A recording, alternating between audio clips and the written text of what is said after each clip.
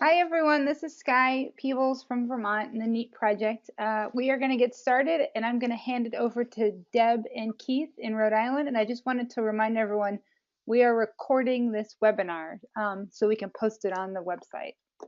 So I'll hand it over to Advocates in Action of Rhode Island. All right, no, right, the PowerPoint is not moving this guy. Hold on, you guys. We love technical difficulties, just so you know. All right, ready? There it goes. All right, so here, who we are and what we're going to do.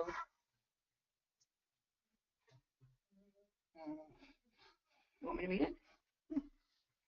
We're doing tag team here. Pretend I'm Keith. We will share some examples of how we use video for self-advocacy and some tips about how to do it. You can just tell them what we say about questions. Don't you read it? Oh. Just tell them. If you have any questions, save them till the end. And Sky is going to, what are you doing, Sky? Sky is gonna keep track of them. There we go. And there's too much stuff, there's too much information, so we have our contact information at the back of the video, at the end of the video of the presentation, and you can contact us if you have questions. Next slide. Okay, let's see. So the most important thing that we have learned over the years is to kiss your video. Keep it short, simple, snazzy, silly but serious, and make sure it sounds great. Now we're going to teach you what those things mean in the next few slides. Get ready. Okay, ready? Who's that? This. Words to know as we go. Footage. Footage is the raw video. So everything that you film is called footage. Like everything that goes into your camera or whatever you're recording with is called footage. A take is what happens. It's everything when you say action, which means go, until you say cut, which means stop. And that's not the same as footage. It might sound like the same thing, but when you have footage, it could have a whole bunch of different takes on the footage. And the next one is called editing, and that's when you take, when you cut up your footage and you find the best parts out of all those different takes and you paste them all together, that is what gives you the final video. So just these are like, if you go on Jeopardy, you can know these things, that the video is not really everything that's in your camera. The video is what you're making. It's like your final product. And we're going to show you a bunch of examples of our videos that we've done and what that all means. So here's our kissing stuff again. Sure. Okay, short means get right to the point. Record as much video as you need, but use as little as possible. Here's an example. For example. Hang on, this is going to move. No, don't touch it. Oh, you guys, wait a minute. This happened before. Technical difficulties.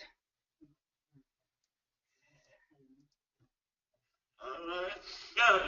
Cross our fingers. Come on, baby. Fingers crossed. Lucky number 3. Here we go. Here we go. One more time. Here we go. Did you do what, son? Banana muffin. That's our buzzer because we took it out of the PowerPoint. So the footage for this video, just so you know, remember footage is everything that you film. The footage was at least 15 minutes long. It was probably longer than that.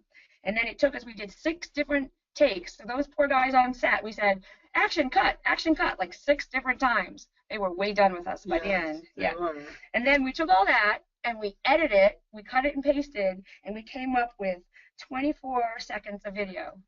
So you should film a lot. Like never just film it once and say, well, that's great, it's a wrap.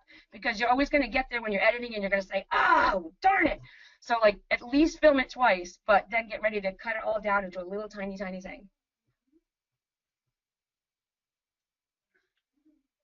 Simple. Simple means you make 1 point per video. So if you want to make another point, then you should make another video, because we're talking about using it for self-advocacy, not making like a feature-length movie. So if you have a little message, one message per video, it's really like all that you should do. This is like what we've learned, what we think about it. And Keys, want to say that one? Read that one. Don't confuse people with too much on the video. Yeah. So here's an example of that. For example.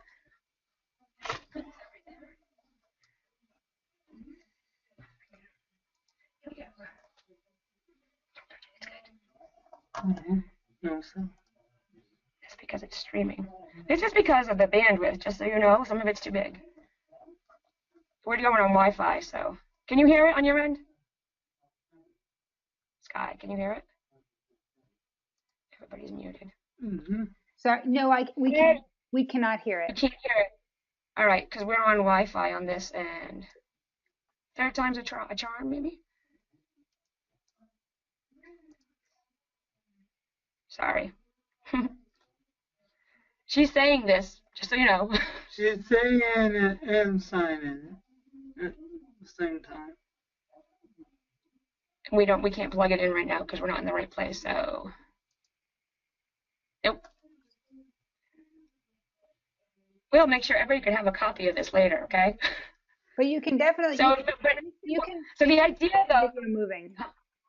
The idea there, though, is that it's simple. So what we did, that's Kim from our leadership class a couple of years ago, and we were talking about trying to do decision making on like, so if you guys need to get somewhere and you're not really sure like how you could do it, what could you do? And people said things like, one person said they'd take their bike, and a couple people said they'd take the bus, or they'd ask their staff, or they'd walk, or all these different ideas. And what we did was we made a separate video for everyone with their own idea instead of shoving them all together into a big longer thing, because keep it simple. So that was like one of them for you to say. Next. Snazzy. So snazzy means you want to capture their attention, and it's boring. You know, if it's boring, people are just gonna like tune out. Like if we kept trying to show that video in the last slide, you'd be right. So you got to keep it snazzy. And here's an example. I grabbed the mouse from Keith.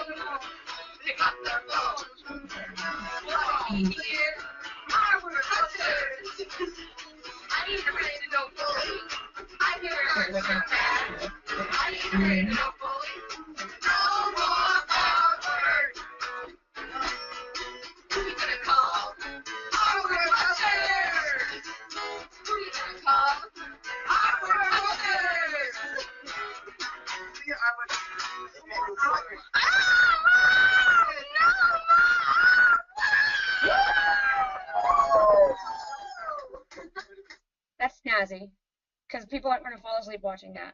No. So we like snazzy people. It's one of the tips. Silly but serious. This one's actually really important. It says, silly but serious means it's okay to make people laugh.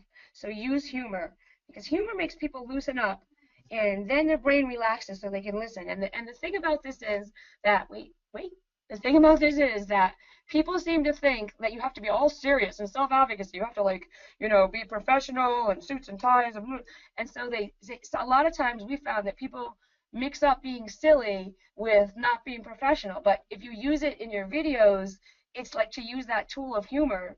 And when people start laughing, they like loosen, and then they're like, oh, well, we'll listen to them a little bit longer because they're not putting us to sleep. And then you can make your serious point. And it doesn't mean you're not being a grown-up or not being respected. It's just you're trying to get to people. Here's an example. Oh, come on now. Yeah, we love technical difficulties. Here we go. One more time. Well, they're screaming. Sky, this worked when we practiced. Just like, our idea is better. Let's go, let's go.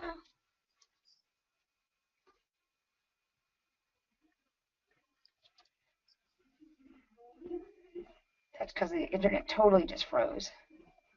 Yep. Anyway, the point was, you got to see the end though, because she screams at the end at the camera here. She screams, stop! And when we filmed that, the woman who was the main person there, she kept cracking up because she's like independent. She's an author. She's a public speaker. She's written a book. She's an architect. She's like designed buildings. And so she was like, this is ridiculous. Like, this doesn't really happen to me. So it was kind of silly, but it was serious too, because it happens to a lot of people that don't speak, they don't communicate verbally. And so it was a silly skit, but it was a really serious thing, a message that we were putting across in it. And that one was a lot of footage, just so you know, many takes, because we all kept laughing. Sounds great.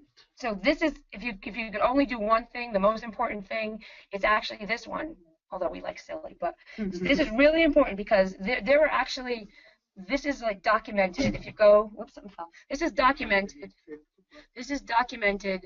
like in research and stuff, that if the video is kind of like me, it's not really good quality, but the audio is really good, people will still watch the video. But if the audio is really bad, if people can't hear what you're saying, they don't understand what it is, or there's all this like bad background noise, people won't watch the video. So if you could only do one thing with the videos that you're making, you should make sure that the sound is as good as possible.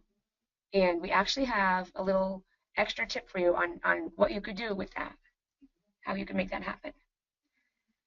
And this is our little extra, this is like what we found we can do is that it says hot tip for good sound, and it's that if you record your video and hang on one second, all right?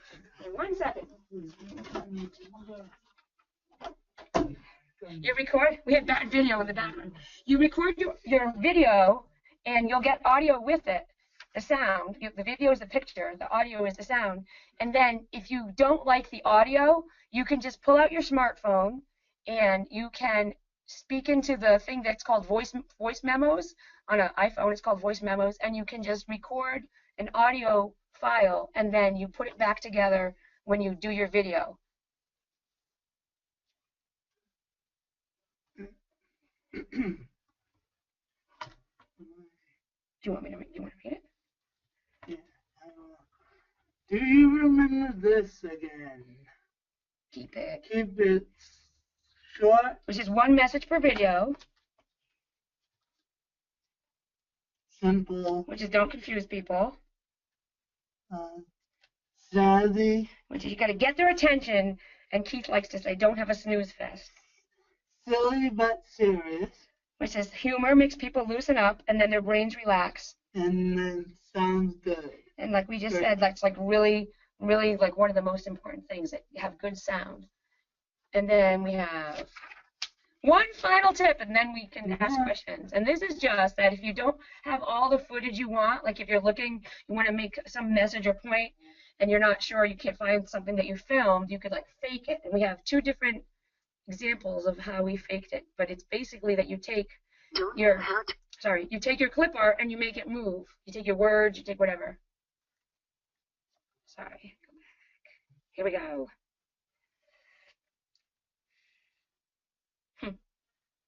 Follow a recipe for success.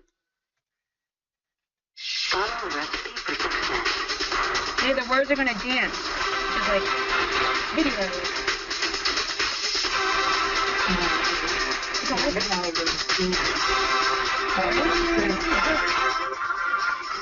All right, sorry, we're going to try it one more time. Don't know how to decide?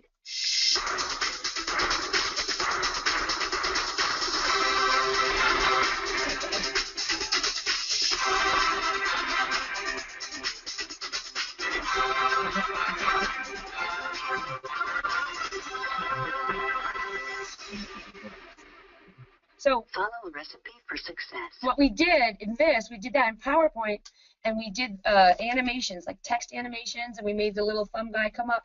And the thing is, like, back to the Jeopardy questions, that's not really video. That's really called animated clip art, animated graphics, but it's not the same thing as video. Like, it's when you take footage and you put it together and you make a final product. So you could put this. This is animated clip art, animated graphics, jumping gifs, whatever. And here's another example we have. Everybody should sing along now, because this is what else we did. And this next thing that we did, we used PowerPoint to make it. Ready?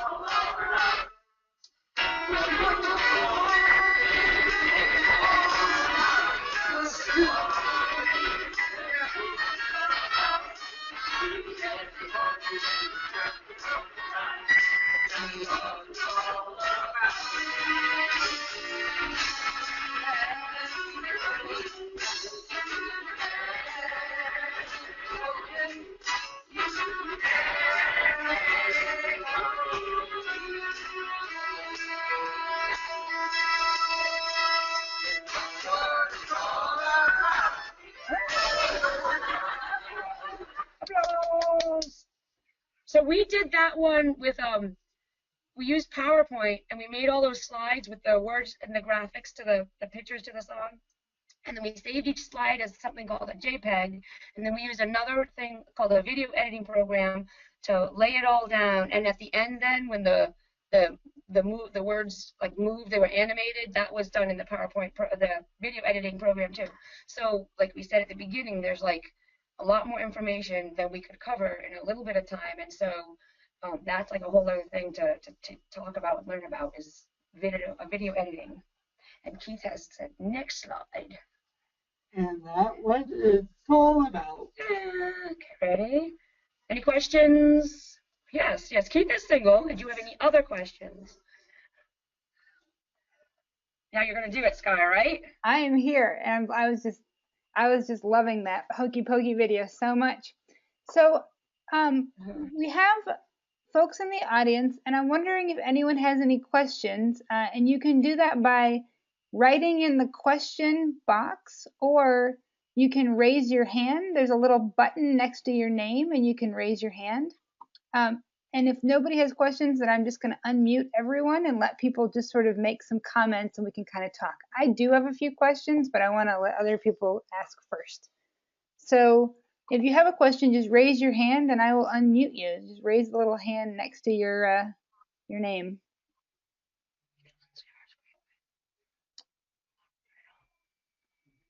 I'm not seeing any hands yet, so what I'm going to do is I'm going to maybe I'll start by asking my questions, and then I won't put anyone on the spot, but then I'll unmute everyone. So can I ask a question to you guys? Is that okay? So do I need to go out and buy lots of expensive equipment to make videos like this?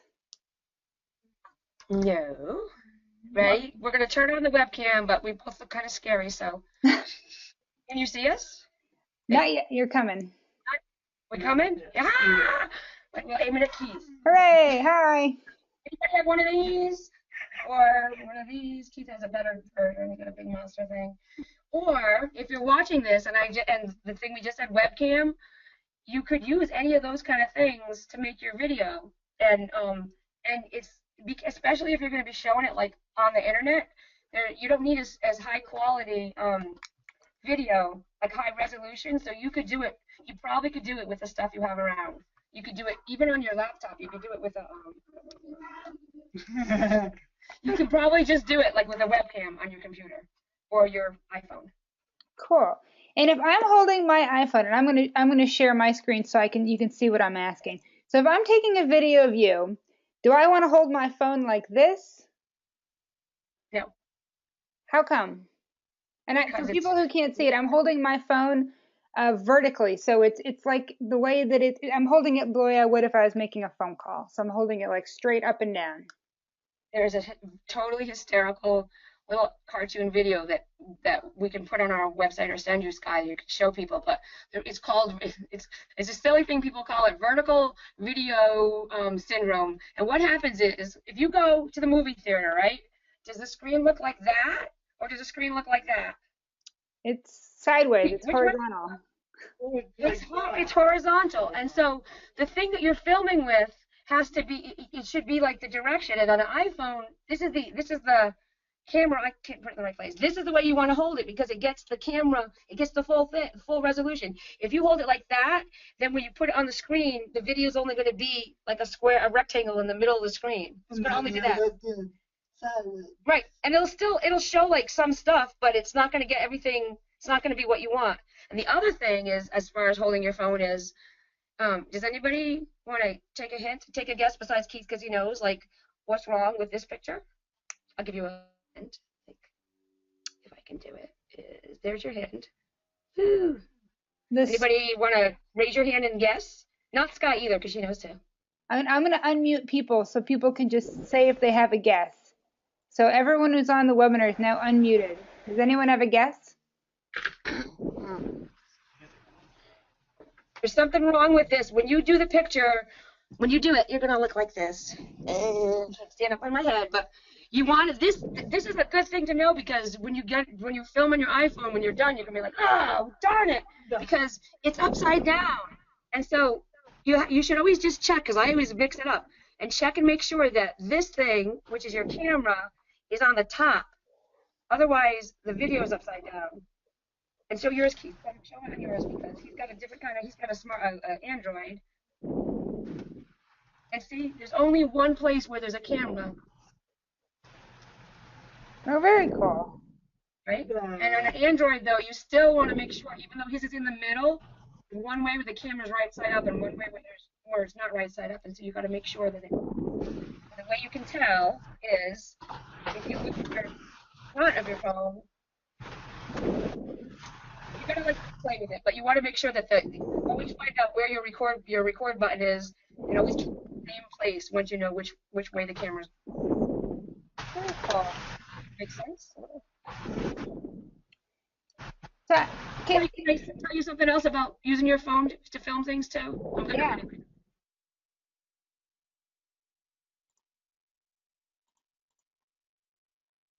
Something with a little resolution is you don't want to film it from like way back over here. Like the closer you can get to the object where it's still like comfortably framed in the middle here, the better. But you don't want to do it like this either, because that's really obnoxious. So you want to keep it like a good distance where you get it like the full frame, but not so far back because you won't be able to see the video, the final video, because it's just too much resolution. Yeah. It's lost. Yeah. You have to practice and play with it. It'll be in the abyss, Keith. Yeah. What? And what I'm going to do now is I'm going to unmute people one at a time, and maybe I'll just sort of say hi, and you can tell us where you're from and what kind of, if you have any questions or any comments for Rhode Island. So, Or any ideas, other ideas, because other people might have ideas too. yeah. Hey, is Jordan? Jordan, can you hear me? Yeah. Hey, so can you tell us where you're from, and do you have any questions or any thoughts? Can we just say hi? I'm in the Hudson Valley region of New York for Sanies, Oh, and great. I'm the regional coordinator. So I was interested in this because we've tried a couple of videos in the past, and one thing that I can say for sure, shooting of the video is one thing, but the editing is something that you got to get right. It's easy to shoot the video, but you got to make it presentable. Absolutely. Deb, are you there? Deb and Keith? And stuff. Yeah. Here we are. That is, yes, and that was one of the things we were trying to figure out what we want to put in this little presentation, because that is a humongous learning curve there to edit, and so that would be like a whole other thing. Like we said, if people wanted to like go down that path, like we've been down that path, and we could share ideas and stuff for that. There's some easy things that people don't realize, like when you do your scenes, your takes when you're filming, like just get a piece of paper and write notes to yourself about where you think you should use that or what you want with it, and film it in between the scenes. So then when you're looking at the footage, you'd be like, oh, like I knew that was there somewhere. Yeah. Can I ask a question, Deb? Is it better to shoot? So if you're doing a bunch of takes, is it better to keep the camera rolling for all 20 Yes. of the takes, or to do 20, or to stop the camera each time? Catch everything. Especially one reason, just one little reason for that is because if you do it on and off, the camera might be slower than the people, just a few milliseconds slower than the person, but they'll start talking, they'll say something awesome, and you won't have the first part of what they said. So you always should keep it rolling. And but the other thing is, because it's just easier, like when you get into more and more editing, there's something called like time code, which is just easier. You can like look at it and match things up, and it'll stay the same. It'll like have the clock across the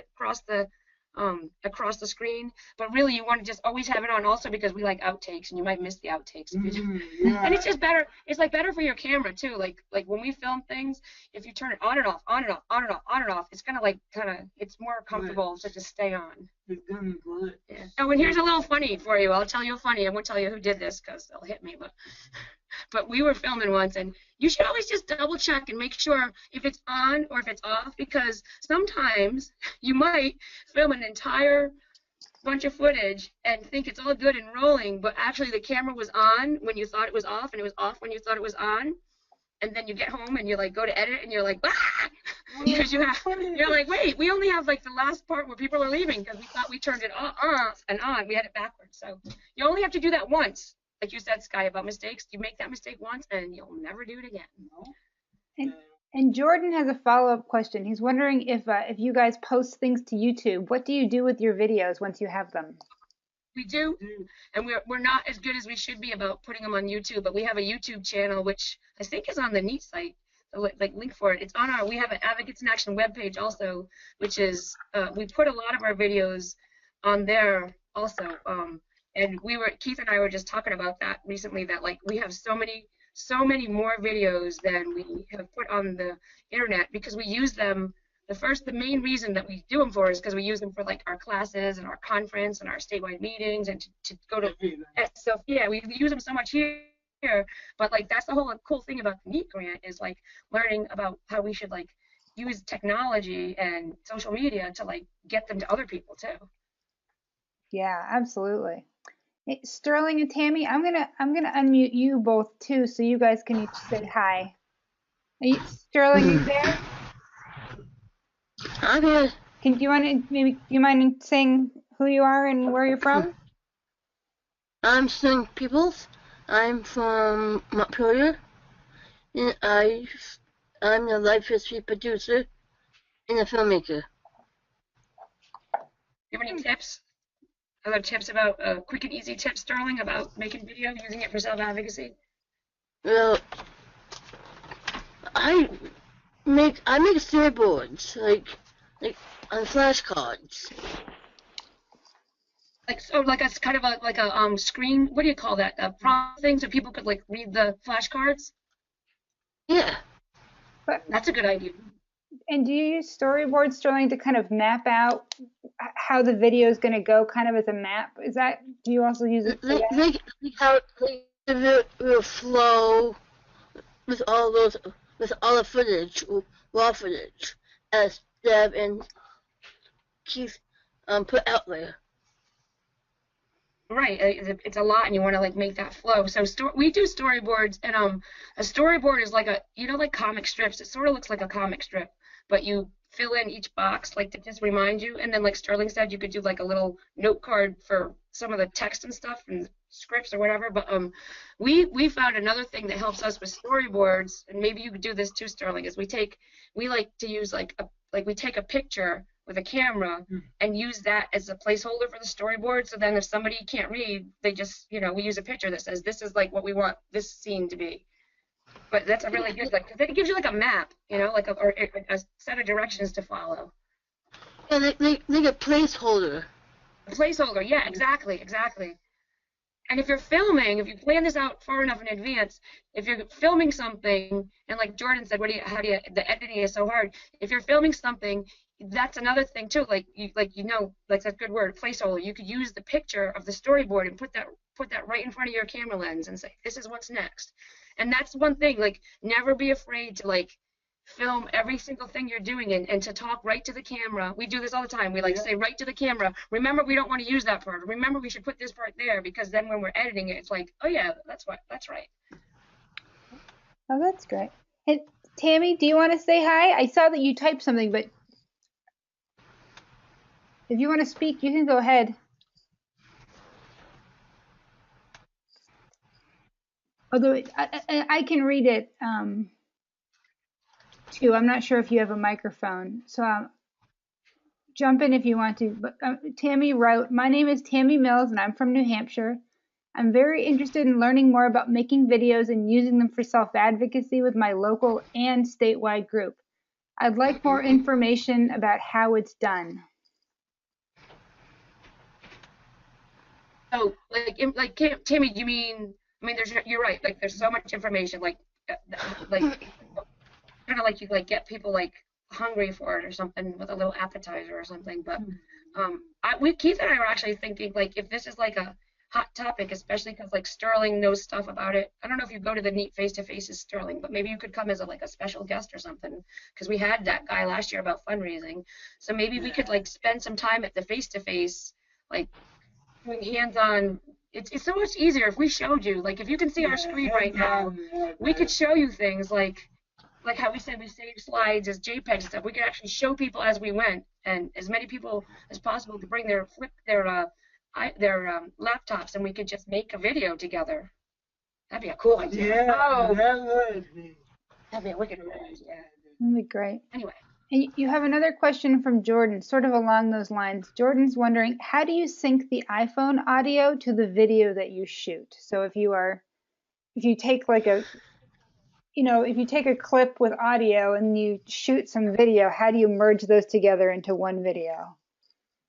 And the trick, that's why you don't want to, that if you get really, really, like, some of it's stuff that like is taken on like a big deal, like you have to like study this for years and years if you want to get like into time codes, and people use different, like when you see things in the movies, that's not just one camera that's filming that, and what they have to do is like they tune them all up together so that the timeline for the whole thing has the same exact place markers, so that if you say the person says boo right here, you'll have the same kind of thing on the audio track as the video track on all the different cameras. When you do it on your iPhone and video, the thing that's really tricky is if you want to match it so it doesn't look like the person's lip syncing, the best thing that we've found way to do that to get at least close is watch the person talking while you're, like watch them and try to like follow that. So you kind of like fake it, like we said, you fake it. You just kind of like see if you can like narrate it while you're watching them say it. And the other thing that we do is just we like do blurs and stuff, like you do transitions, which means like when the person's talking, but it doesn't really match the audio track, you just make a picture there or something instead. So you see that they're talking, but then you see a picture or something, or you freeze the frame so like you don't realize it's out of sync, so that it doesn't look like the subtitles don't match. That's cool. And Deb, can I ask you, if people had like videos that they wanted feedback on, would Advocates in Action be open to like kind of looking at drafts of videos? We would like feedback. I mean, we have a mission. Keith and I promised we'd like try to put more of them up there. So we'd be happy to have feedback about ours too. But we could look at them and tell you ideas or like how they could fix it. I mean, might make easier or flow better or whatever. I bet Sterling would have some ideas for that too. And Sterling actually has a question. Her hand is raised, so Sterling, I'm turning it to you. Yes. Oh, thank you. What kind of editing software do you guys use? So I use Adobe Premiere, which is like the super power horse version of one. Keith has done stuff on that. It's easy. If you have Microsoft Office, you could use Story what do you call it again? Movie Maker. And the thing is, with video editing, that thing about you get what you pay for, that's really true, because there's different things you can do with Premiere that you can't do with Movie Maker. But again, if you're doing something that you shot with your iPhone, so that means it has like less resolution, video resolution, than like a super duper high definition video camera, and you're going to put it on the internet, then sometimes you don't need all those bells and whistles and stuff to do it. What do you use, Sterling? I use Adobe Elements, and I also use Windows Movie Maker, iMovie, and Final Cut Pro 10. I'll ask you different techie things afterwards, because I heard they stopped with Final Cut, they stopped making the professional version because they thought they had a bigger market for consumers, so they took over that market. So now Adobe is like the thing that movie makers are like moving more towards using and not using Final Cut. But I'll stop doing that.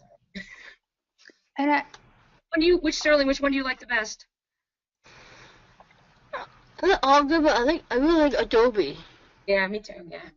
The one Elements is like the things that, like the consumer version of Premiere, but for a lot of stuff Elements is fine. And some computers actually, as a little perk, they come with Elements on it. Yes, Or it if is. or if you're a nonprofit and you belong to TechSoup, you can get Elements for like $40 or something, which is a good investment. There's another software suite that we have on some of the A&A computers in the office called AVS for you, AVS with the number for you, and that's like a whole suite of stuff. It's got photo editing and audio editing and video editing, and it's a $59 for called a lifetime license, and it's worth it. It's a really good. It's like an open source, meaning people they want to go against the flow, and so all these smart people got together and made this software suite. AVS for you. It's a good resource. that's great. And Jordan has another question. Go ahead, Jordan. Yeah, just do you use natural lighting when you shoot?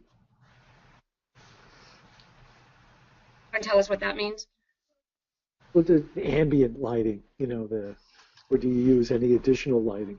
Are you asking us? Oh, we use we try to use the natural lighting as much as we can, because we have a light kit. We're working on a documentary, like a big our professional thing, and we have light kits and everything for that. But it's like you either have to go all in with that, or you have to just try to stay away from it, because if you do it halfway with the lighting, then it's going to look like you've got lit up, you're going to light somebody's nose, or you're going to your shadows, like he said.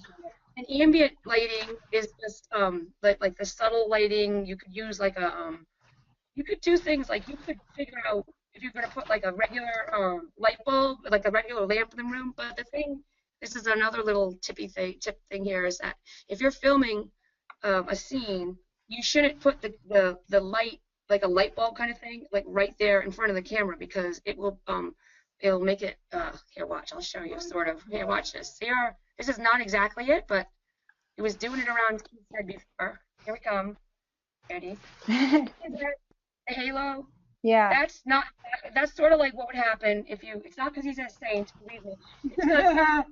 It's because if you have a camera and you're aiming, like this is a camera on my computer, and there's light behind him, and so it's being, like, it's picking up, it's like, whoa, because it goes to that. So you don't want to put the video, the lighting, like, right in front of the, right there for the camera to pick up. You have to, like, put it off to the side.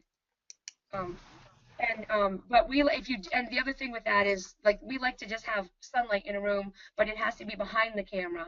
Like, the best thing to do is put your lights, if you're going to just go with what you have, use the lights that are put it behind the camera or off the camera, off camera, offside.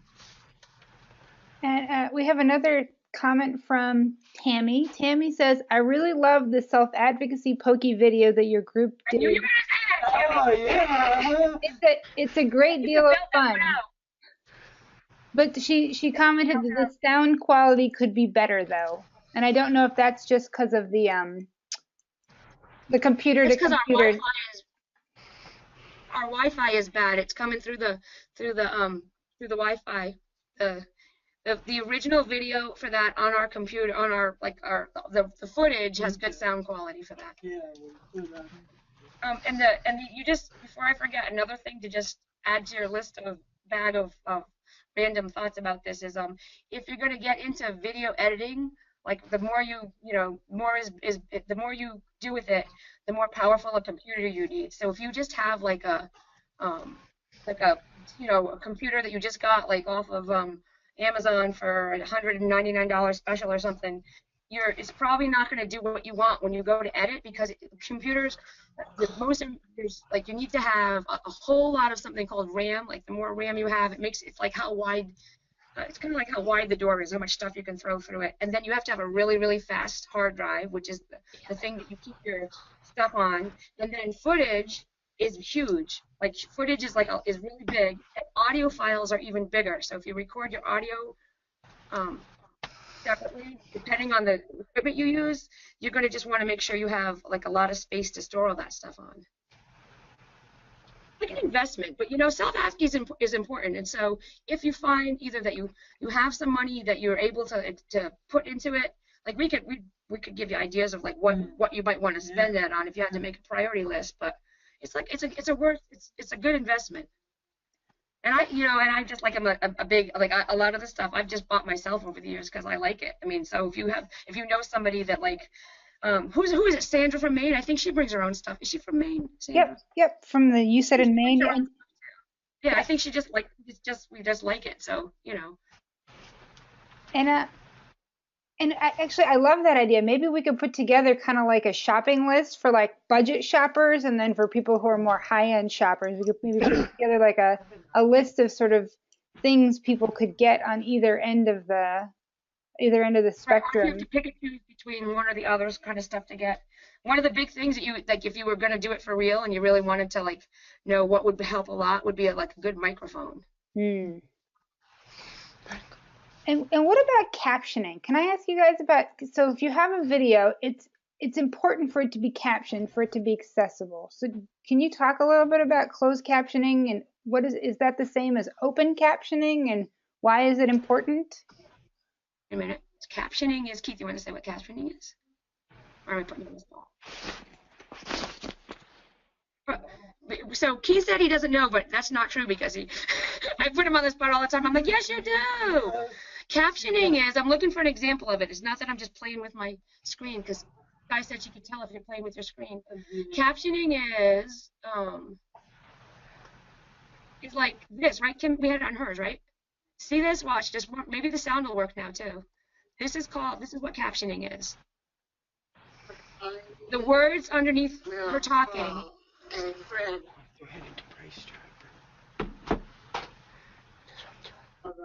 So that's where you say, so if somebody can't hear what the person's saying, or if Kim wasn't signing it, that you could add it so they could read it. And I have a hard time hearing, so my husband hates it, but I put the captions on whenever we watch anything. And he's like, isn't that distracting? I'm like, no, not being able to hear it is distracting me, which is what the studies say, that if you don't know what they're saying, you're not going to want to watch it. So that's one kind of captioning. We did that with that program that Sterling said she uses, the Adobe software. I used that to put captions on. And actually, we did that. That's an old video. It's not even really good captioning, because what you really should do with captioning is put like a black box underneath it, underneath the words, so that you can read it better, because that was like right over the screen. But there's another kind of captioning, and this one, this little link we have here is because this is one of the things on YouTube, and hopefully this is going to work, because you'll see what this is. See, this is on YouTube, and this is like Sky and us. We were talking. Wait a minute, guys. Ready? This thing, this button here. Can you see that? The screen still? Yep, we can see it. Oh, as you see, you're going to turn that on if you want to see. So if I click it, it goes away. If I click it, it goes back on. And that is like a really, like Sky said, a way to make things accessible. We did that right within YouTube. So if you put them on, like Jordan said, you put them on YouTube. We do, and if you put them on YouTube, it's awesome, free, not really that hard to use once you get used to it. You can put the captions on the video, and there's a bunch of different ways you could do it, but I'm probably going to like confuse and make it harder if I try to show you. But another time we could show you. But you can either, there's something called where you can like upload your script, and they automate it. They do it like they say, oh, this is match up what we think. But it's hard when you really don't people are hard to understand, or the audio quality is not good or anything, or 2 words sound alike. That's all this one at a time. He said I should show you this one. Yeah. But captioning is expensive if you're gonna do it for something that you put on like the computer, like the where is Steve's the first one? Yeah. If you're gonna do captioning that you're gonna put on TV, like our movie, companies pay a lot of money. See, this is captioning. See the black box? That's what Keith said. This is a better example because it's in a black box. And see how even the words are over her head? That doesn't matter. It's more important that you have the captions than that you have the top of County's head. Yeah. And Deb, we have 2 more questions. One of them is from Tammy, New Hampshire, and then I'll go to Hillary on the computer. Tammy says, if a person who is blind and can't see the screen, should video description be included in the video production so that he or she has a better idea of what's going on in the video? Oh, great what question. Do you think? That is a great question, and even the way that you asked it, it's like, I mean, who could say no to that? Definitely. Yeah. Can you tell us what that is?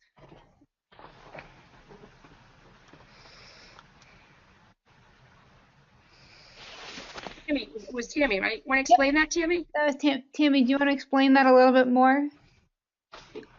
Tammy's typing in the question, so it might take a second. Do you have a microphone? You could just tell us. Her mic is unmuted. I'm not sure. It seems I'm not.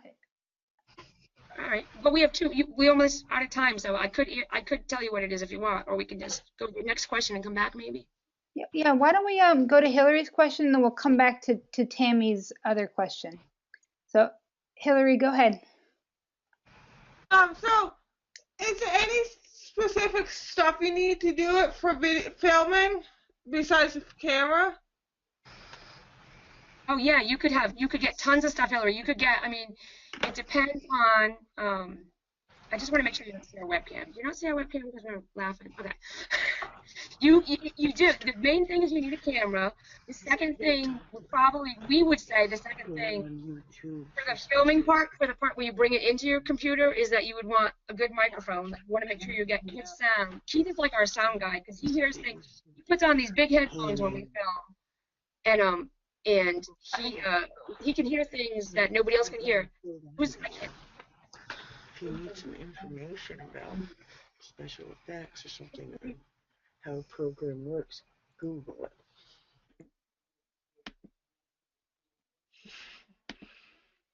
Was that a question, or was somebody sharing an idea? Oh, it's somebody talking to somebody else. All right. What were we saying? Oh, you were asking what kind of stuff, Hillary? No, I wasn't. All right. But before not that, you asked what other kind of stuff. besides a camera, right? Yeah. There's a lot of stuff, and some of the stuff is on the getting the video side, like getting the footage, and some of the stuff is on the editing side. So if you wanted to figure out which part you're like going to put the most effort into, you might want to like really work on getting good video, and then you might like hire somebody else to edit it, or you might get some video from somebody else, and you might edit it. So it depends. And if the sky's the limit, boy, is there a lot of stuff you could get, and you could buy us stuff too if you've got sky's the limit. We'll give you our shopping list. I know. But just to like make the point again, you could do it pretty much with whatever you have. Even if you're like, I don't even have a smartphone. If you're on here now and you have a webcam, you can use that. So we have a follow-up from Tammy, and then I think Sterling might have had a question. So Tammy's follow-up was, she says, video description is when someone narrates the scene on a TV show or movie. They do what's known as voiceover description. So it sounds like, Tammy, that's further clarification. So is that something that you guys think is a good thing to include in video production?